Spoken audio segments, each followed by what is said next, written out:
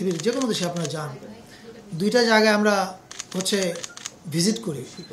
প্রথম জায়গাটা হচ্ছে ওই দেশের মিউজিয়াম, কারণ ওই মিউজিয়ামে গেলে আমরা জানতে পারি ওই জাতিটা কতটা সমৃদ্ধ এবং তার কোন পথ দিয়ে জার্নি করে এই জাতি আজকে এখানে এসে পৌঁছেছে, এটা জানার একমাত্র উপায় হচ্ছে জাদুঘর। কিন্তু যে কোনো কারণে হোক জাদুঘরটা আমাদের এখানে আসলে অনেকটাই অবহেলিত। যেমন আপনি যদি ঢাকায় আমরা কত মানুষ থাকি, আপনি যদি খোঁজ নেন কতজন মানুষ বা আমাদের এখানে যারা আছেন আমরা কতজন জাদুঘরে যাওয়ার প্রয়োজন বোধ করি, কারণ ওখানে যাওয়াটা যে জরুরি, ওখানে গেলে যে আমি কিছু জিনিস জানতে পারবো এবং এটা যে একবার গেলেই আমার কাজ শেষ হয়ে যাবে না, এটা যে প্রতিনিয়ত কী বলে একটা নবায়ন চলতে থাকবে এবং যার ফলে আমি প্রায় যেতে উৎসাহ বোধ করবো, এই জিনিসগুলো আসলে আমাদের জাদুঘরের ক্ষেত্রে কখনো হয়নি আনফর্চুনেটলি।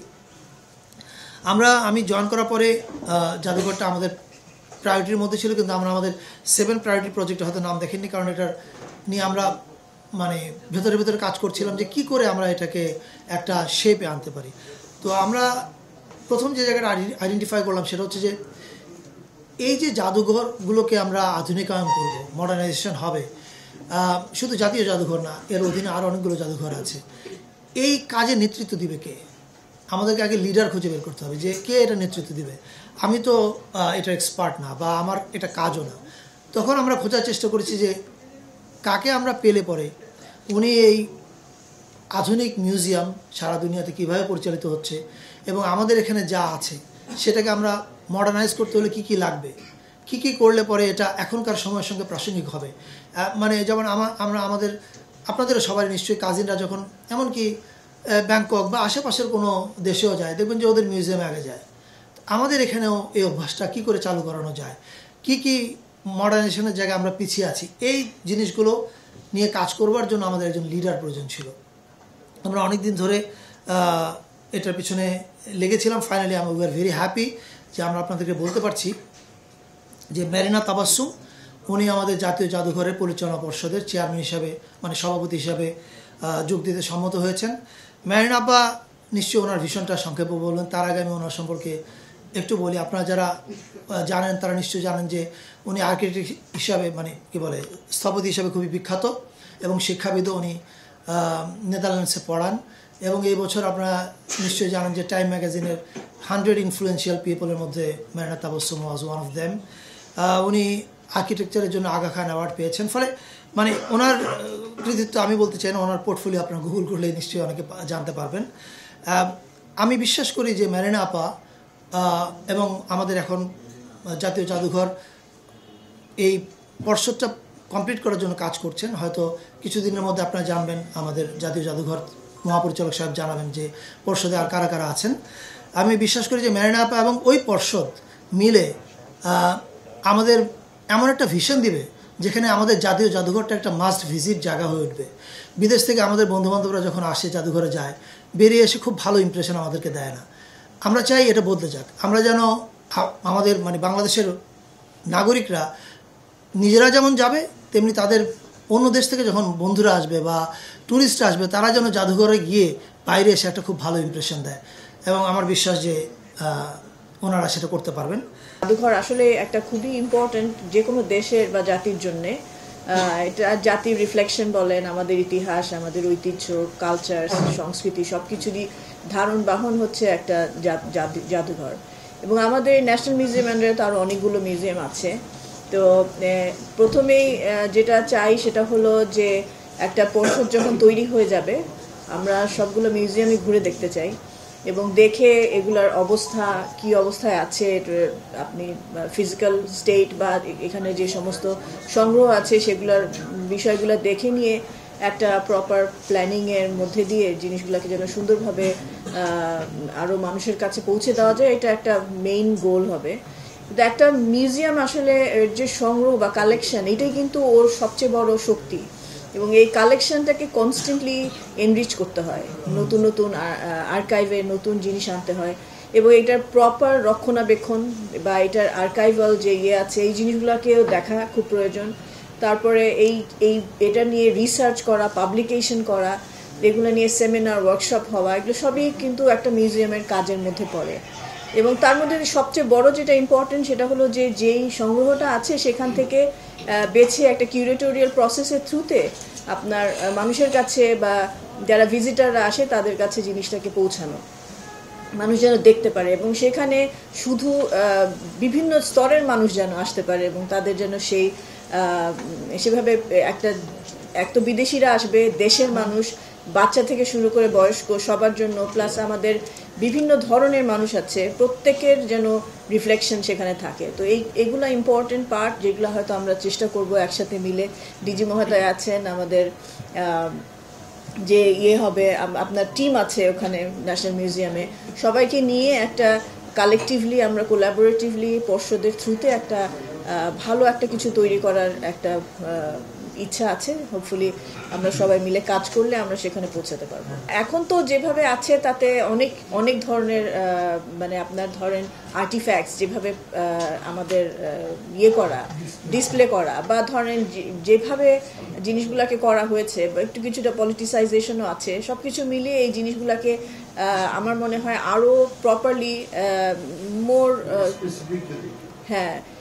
স্পেসিফিক আসলে ওভাবে তো বলা যাচ্ছে না, এটা তো আরো ভালোভাবে বিস্তারিত যে আরো সুন্দরভাবে আমাদেরকে রিসার্চ করে দেখে করতে হবে। সংগ্রহটা তো একটা ইম্পর্টেন্ট পার্ট এবং এই সংগ্রহ গুলাকে প্রপারলি ডকুমেন্ট করা, একটা আপনার আর্কাইভাল একটা প্রসেসে যাওয়া এবং এটার সাথে এর অনেক কিছু জড়িত। ধরেন এগুলোকে কিভাবে রক্ষণাবেক্ষণ করতে হবে, এক একটা জিনিসের এক একভাবে রক্ষণাবেক্ষণের প্রয়োজন হয়। তো সেইগুলোকে যেমন আর্ট এক ধরনের রক্ষণাবেক্ষণের প্রয়োজন, আর্টিফ্যাক্টস যেগুলো আছে, প্রত্নতাত্ত্বিক অনেক কিছু আছে যেগুলো আমাদের একভাবে দেখতে হবে। তো আমি মনে করি আর্কাইভাল পার্টটা আমাদেরকে খুব ভালোভাবে নজর দিয়ে জিনিসটাকে তৈরি করার ব্যাপার আছে, যেটা আমার মনে হয় কখনোই এভাবে খুব মানে একেবারে কনসেন্ট্রেট করে সময় দিয়ে করা হয়নি। তো এটা যেটা বললেন এটা একেবারেই সত্যি, এবং আমি নিজেও গিয়ে দেখেছি আর্কাইভে আপনার ওদের যে রিজার্ভ কালেকশনগুলো আছে সেই রিজার্ভ কালেকশনগুলো প্রপারলি যেই ধরনের হিউমিডিটি কন্ট্রোল, যে ধরনের টেম্পারেচার কন্ট্রোল লাগে, যেভাবে এগুলাকে প্রপারলি রাখার প্রয়োজন হয় স্টোরেজের, সেভাবে করা নাই। তো এই জিনিসগুলো দেখতে হবে। তারপরে রিসার্চ তো অবশ্যই খুবই প্রয়োজন, যা আছে আমাদের সেটাকে নিয়ে রিসার্চ করা, এবং আরও বড় জিনিস হচ্ছে যে সংগ্রহ বাড়ানো, যেটা একেবারেই হয় না, খুবই কম হয়, যে নিজের থেকে প্রোঅ্যাক্টিভলি বিভিন্ন ধরনের ঘটনা কিন্তু কনস্ট্যান্টলি ঘটতে থাকে। কালচারালি আমরা আগাচ্ছি, বিভিন্ন ধরনের ঘটনা ঘটছে, প্রতিটা জিনিসেরই আপনার একটা কনস্ট্যান্ট আপনার অ্যাকুইজিশনের প্রয়োজন হয়, যে অ্যাকুইজিশনগুলো আসলে খুব অ্যাক্টিভলি হয়নি। সো ওগুলো কিছুটা জোর দিতে হবে, এবং পাবলিকেশন, রিসার্চ এগুলোতে আমি মনে করি যে অবশ্যই জোর দিতে হবে, যেটা আর তার পাশে তো আমাদের মিউজিয়ামে ভিজিটাররা আসবে, তাদের জন্য এমন একটা মিউজিয়াম হওয়া উচিত যেখানে সকালে যখন একটা ফ্যামিলি নিয়ে ঢুকবে সেখানে বাচ্চাদেরও কিছু করার থাকবে, বয়স্কদেরও করার থাকবে, সারাদিন যেন একটা মানুষ বা একটা ফ্যামিলি মিউজিয়ামের ভিতরে ঘুরে বেড়াতে পারে, এরকম ধরনের একটা সিচুয়েশন তৈরি করা দরকার। ঢাকার বাইরে থেকে যখন কেউ আসবে, ছোট একটা গ্রাম থেকে, সে যেন তার ফ্যামিলি নিয়ে পুরো মিউজিয়ামটা ঘুরে বেড়াতে পারে এবং সারাদিন স্পেন্ড করতে পারে। এভাবে গোছানো দরকার মিউজিয়াম, যেটা আমাদের এই মুহূর্তে নেই। ঢালাইয়ের সেরা প্রিমিয়ার সিমেন্ট। আমি যেদিন প্রথম দায়িত্ব নেই তার 3 দিনের মাথায় যে কোনো একটা সূত্র মারফত আমার সঙ্গে যোগাযোগ করেন শিল্পাচার্য জয়নুল আবেদিনের ছেলে, এবং ওই সূত্র মারফত আমরা জানতে পারি যে জয়নুল আবেদিন সাহেবের ছবিগুলো নষ্ট হয়ে যাচ্ছে। এবং এটা জানা মাত্র আমি ইমিডিয়েটলি বলি যে ওনাকে বলেন আমাদের সঙ্গে যোগাযোগ করতে, আমরা ইন্টারফেয়ার করতে চাই, আমরা এগুলো উপরে কাজ করতে চাই, এবং এটা এখন একটা অফিসিয়াল প্রসেসের মধ্যে আছে। অর্থাৎ আপনি যে কারণে ব্যথিত, আমরাও একই কারণে ব্যথিত। কেন আমাদের হিস্ট্রি এভাবে নষ্ট হবে? এটা হতে পারে না। 1, 2 নম্বর হচ্ছে কবে আমরা কাজ শুরু করব। আমার ধারণা আর মানে এই সপ্তাহের মধ্যেই কমিটিটা পুনর্গঠন হয়ে যাবে। আতর সাহেব এটা টেক ওভার মানে লুক আফটার করছেন। কমিটি পুনর্গঠন হয়ে যাওয়ার পরেই একটা কমিটির বৈঠক বসবে, এবং বৈঠক বসার পরে আমি নিশ্চিত ওই মিটিংয়ের আলোচনার আলোকে ওনারা ওনাদের ভিশন রেডি করবে যে আমরা কি করতে চাই, এবং ওনারা নিশ্চয়ই শর্ট টার্ম কিছু ভিশন করবে যে 3 মাসে কী করবো, 6 মাসে কী করবো, 1 বছরে কী করবো। অ্যান্ড আই এম শিওর এটা আপনারা জানতে পারবেন যখন এই ভিশনগুলো রেডি হয়ে যাবে, তখন আপনারা জানতে পারবেন যে আসলে ক্লিয়ার, মানুষের কাছে পরিষ্কার থাকবে যে 3 মাসে এটা হচ্ছে, 6 মাসে এটা হবে, 1 বছরে এটা হবে। প্রদর্শনী চলছে এখন, যেভাবে খোলা আছে খোলা থাকবে। এখন ধরেন কথার কথা কোনো একটা জায়গাতে ওনাদের সংস্কারের কোনো একটা কাজ করতে হবে, হয়তো ওই কর্নারটা, এটা আমরা এখন জানি না, এটা ওনারা ভীষণ রেডি করলে পরে বুঝতে পারবো যে এরকম কিছু ঘটবে কিনা। যদি ঘটে তাহলে হয়তো ওই কর্নারটা বন্ধ থাকবে, কিন্তু তার জন্য জাদুঘর বন্ধ হয়ে যাবে না।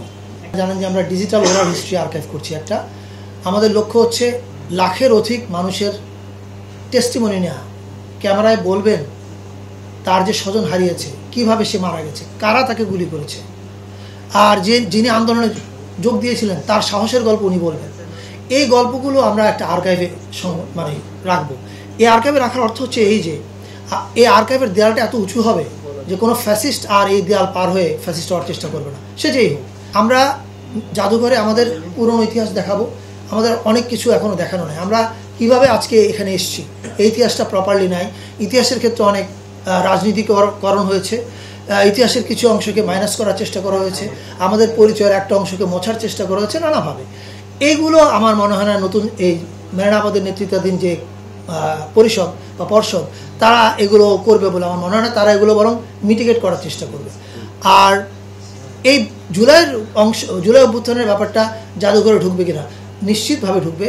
একটা তো জানেন যে আপনারা গণভবনকে জুলাই জাদুঘর করা হচ্ছে, সেটা নিয়ে একটা কমিটি করা হচ্ছে, সামনে একটা কাজ শুরু হবে, ওইটা স্পেসিফিক্যালি জুলাইয়ের জন্য। কিন্তু আমি মনে করি আমাদের ন্যাশনাল মিউজিয়াম এবং আর্কাইভেও জুলাইয়ের অনেকগুলো জিনিস থাকা উচিত। যেমন আনাস যে চলে গেল চিঠিটা লিখে, আনাসের চিঠি তো আর্কাইভ এবং জাদুঘর দুজনেই বলতে পারে এটা আমাদের এখানে থাকতে পারে। There can be July corner. আমি নিশ্চিত এগুলো নিয়ে ওনারা কাজ করবে।